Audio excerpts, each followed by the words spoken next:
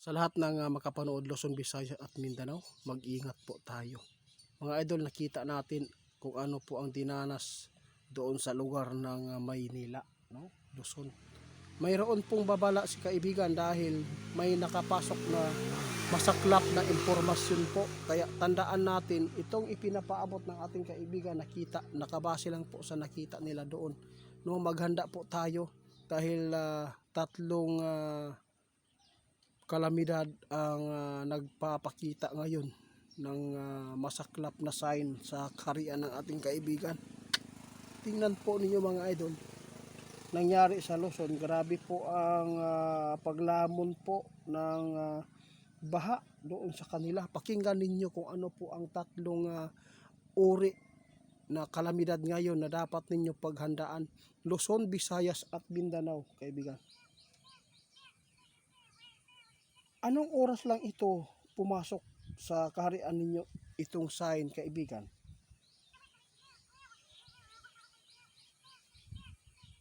Patay.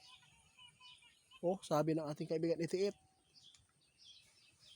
Ipapaabot natin sa Luzon, no?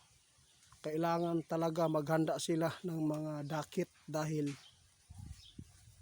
balsa, no? Gakit naman noon, kay Bisaya man ang gakit sa mga idol ang balsa. Ipinapahanda po kayo lahat dyan dahil kung ano man daw ang dinanas ninyo ngayon na baha, mas malala pa daw ang sasapitin sa inangat po ng Pasko, December. Kaya tandaan ninyo yan mga idol. Nagpaalala si kaibigan. Kaibigan, ano pa?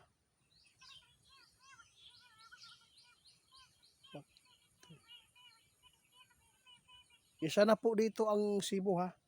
Sinabi ng ating kaibigan, maghanda kayo mga idol. Nakita po talaga namin ito sa kaharian namin na ang Cebu makaranas din po ng malaking baha dyan pagdating ng Nobyembre hanggang inangat ng Disyembre. Mag-ingat po kayo mga idol. Kung nakaranas ka man noon, kayo na lang bahala magpasya kung ano po ang gagawin po ninyo. Basta marami na pong ipinapaabot si kaibigan na mga babala doon kung ano po ang dapat gawin. Ingat po tayo sa lindol mga idol dahil makakasagupa pa rin kayo daw ng lindol dyan. Patay. Mindanao, pakinggan ninyo. Huwag niyong sabihin na walang mangyayaring kalamidad din sa atin.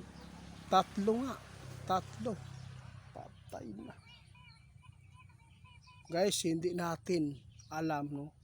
Bukas o makalawa, yanigin tayo ng lindol. Nagpapatuloy pa rin ang mga sign na paggalaw sa lupa. Mga idol, ngayong araw na to ay Huwebes. Huwebes mga idol, ha. Tandaan ninyo, 3 bisis pa rin ngayon ang paggalaw sa lupa. Ibig sabihin nito mga idol, hindi natin alam kung kailan mangyayari ang lindol. Sa Mindanao po mga idol, part ng Mindanao, may makaranas po ng mga pagyanig ng lindol. Sana hindi ito makagawa ng tawag dito, ng maraming casualty na buhay mga idol.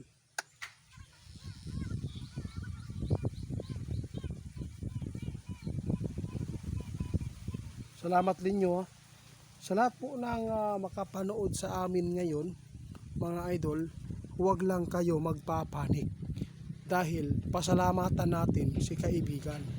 Dahil sa mga ipinapaabot nila na mga impormasyon, at least po malalaman po natin na mayroon talagang dapat natin maghandaan. Hindi lang po ang kalamidad na lindol, at hindi lang po ang bagyo, at hindi lang yung trahedya mga idol, aksidente, ha? Ingat tayo lagi. Maraming tao ngayon mga idol ang sinasaniban.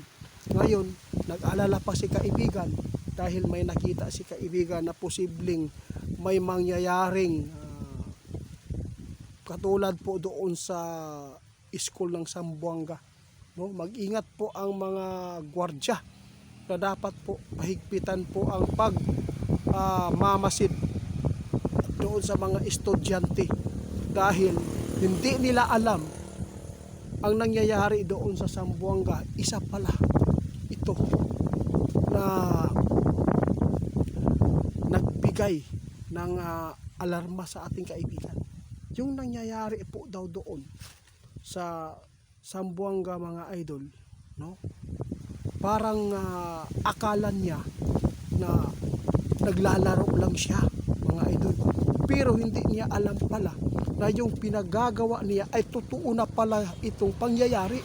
Ito po ngayon ang nakuhaan ng ating kaibigan na impormasyon kung bakit nagawa itong karumal-dumal na pangyayari dyan.